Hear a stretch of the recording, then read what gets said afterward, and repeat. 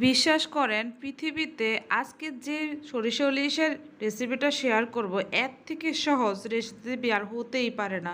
আর বাঙালি মানে ইলিশের প্রতি দুর্বল হবে, ইলিশ পাগল হবে, এটা স্বাভাবিক, আশ্চর্যের কোনো কিছুই নাই। আর সেটা যদি হয় সরিষা ইলিশ, তাও আবার দুপুরবেলা গরম গরম ভাতের সাথে, তাহলে আর কি লাগে বলেন। আজকে আপনাদের সাথে খুব সহজে এবং দুনিয়ার সবচেয়ে সহজে কিভাবে সরিষা ইলিশ রান্না করতে পারবেন যা তাই শেয়ার করব। যারা নতুন রাঁধুনি, জীবনে কখনো চিন্তাও করেন নাই যে রান্না করতে পারবেন, তারাও আজকে রেসিপি দেখার পর রান্না করতে পারবেন। হ্যালো এভরিওয়ান, আসসালামু আলাইকুম। তাহলে চলেন আজকের মূল রেসিপিতে চলে যাই। এখানে আমি প্রায় 1 কেজির আশেপাশে হবে এমন একটা ইলিশ মাছ নিয়ে নিয়েছি। আপনারা যে কোনো সাইজের নিয়ে বানাতে পারেন। ইলিশ মাছ কেটে এখানে 5 থেকে 6 টুকরোর মতো নিয়ে নিয়েছি। আর যে মাথা এবং লেজ ছিল সেটা দিয়ে অন্য একদিন আপনাদের একদম মাওয়া ঘাটের স্টাইলে ইলিশের লেজ ভর্তার রেসিপি করে দেখাবো। অনেকেই সরিষা ইলিশের ক্ষেত্রে কাঁচা কাঁচা ব্যবহার করেন, কিন্তু আমি সেটা করছি না। আর আপনারাও চাইলে আমার টিপসটা ফলো করতে পারেন। সামান্য নুন হলুদ দিয়ে মাখিয়ে রেখে তারপর হালকা করে একটু ভেজে নিব। আর এতে করে আমার কাছে কেন জানি মনে হয় যে ভালো হয়, বা ভেঙে যাওয়ার যে একটা চান্স থাকে না নাড়াচাড়া করার সময়, সেটা থাকবে না। এখানে আমি নুন হলুদ মাখিয়ে রেখে দিচ্ছি। আর যে ম্যাজিক্যাল ইনগ্রেডিয়েন্টসটা আপনার কাছে থাকলে আর কোনো কিছুরই দরকার হবে না। একদম বাচ্চা বুড়ো সবাই সরিষা ইলিশ বানিয়ে ফেলতে পারবে। তেমন একটা জিনিস হচ্ছে রাঁধুনি সরিষা ইলিশের যে মশলাটা আছে সেটা। এখানে 2টা প্যাকেট আছে, একটা আছে মশলার, আরেকটা আছে সরিষার গুঁড়ার। সরিষার গুঁড়ার যে প্যাকেটটা, সেটা আপনার 1 কেজি ইলিশ মাছের জন্য এখানে দেওয়া আছে। প্রথমে এই সরিষার গুঁড়ার যে অংশটা, ওই মশলাটা একটু ভিজিয়ে রাখতে হবে। আমি এখানে ভিজিয়ে সাইডে রেখে দিব। আর এদিকে ভাজার জন্য সরিষার তেল ব্যবহার করব। ইলিশ মাছটা জাস্ট একটু হালকা ভেজে নেব, তেলটা একটু বেশি করেই নিব, কারণ এই ভাজা তেলের মধ্যেই কিন্তু ইলিশ মাছটা রান্না হবে। আমি এক এক করে ইলিশ মাছগুলো দিয়ে দিচ্ছি।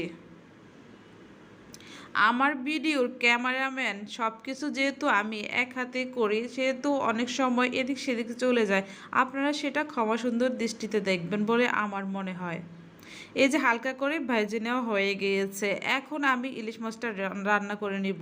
তার জন্য শুধু লাগবে হচ্ছে পেঁয়াজ কুচি আর পেঁয়াজ বাটা। পেঁয়াজ কুচিটা একটু যখন নরম হয়ে আসবে, বেশি লাল করার দরকার নেই, তখনই আমি পেঁয়াজ বাটাটা দিয়ে দিব। পেঁয়াজ বাটাটাও যখন একটু ভাজা ভাজা হয়ে যাবে, তখন আমি অন্যান্য মশলাগুলো অ্যাড করব। আপনারা প্রতিটা স্টেপ ভালোভাবে ফলো করেন, দেখবেন আপনাদের সরিষা ইলিশও একদম রেস্টুরেন্টের থেকেও অথেন্টিক হবে। একটু লবণ দিয়ে দিলাম, লবণটা একটু বুঝে শুনে দিবেন। ইলিশ মাছ যেহেতু একটু নুনতা থাকে, তাই একটু কম করেই দিবেন। মশলা যখন ভাজা হয়ে যাবে, তখন যে আরেকটা মশলার প্যাকেট আছে ওইটা দিয়ে দিতে হবে। আর এখানে কোনো ধরনের গুঁড়া মরিচ ব্যবহার করব না। এখানে 10 থেকে 12টা কাঁচামরিচ ফালি করে দিয়ে দিয়েছি, আর দিয়ে দিয়েছি পানি। পানি দিয়ে এখন ভালো ঢেকে দিব।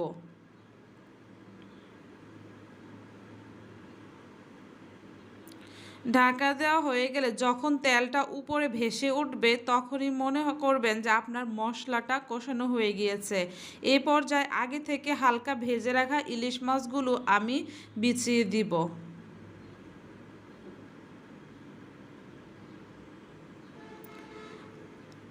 আমার প্রতিটা ভিডিও আপনারা দেখেন, হয়তোবা অনেক টপ কোয়ালিটির হয় না, তাও চেষ্টা করছি। আপনারা আমার পাশে থাকলে এবং আমাকে সাপোর্ট করলে অবশ্যই আমি দিন দিন কোয়ালিটি বেটার করার চেষ্টা করব, এবং অবশ্যই আপনাদের ভালো কিছু রেসিপি শেয়ার করতে পারবো। আসলে যে যা পারে সেটা নিয়ে কাজ করা উচিত। ইলিশ মাছটা যখন এপিট উপিট করে ভালো করে কষানো হয়ে যাবে, তখন লাস্ট পর্যায়ে আগে থেকে ভিজিয়ে রাখা যে সরিষার গুঁড়োটা ছিল, সেটা দিয়ে বেশিক্ষণ রান্না করতে হবে না, জাস্ট 5 থেকে 6 মিনিট রান্না করলেই হয়ে যাবে। এই যে আমার ভাপা ইলিশ বলেন, অনেকে সরিষা ইলিশ বলেন, একদম রেডি। এটা সরিষা ইলিশই, আমি ভুল করে ভাপা ইলিশ বলে ফেলেছি।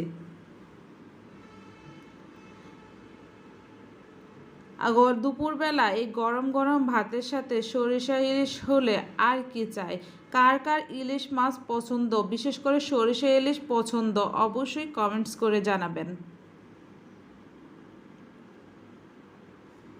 সরিষা ইলিশের সাথে একটু লেবু না হলেই কিন্তু নয়। এই তো, এত সহজ রেসিপি আর কোথাও কি দেখেছেন? ধন্যবাদ।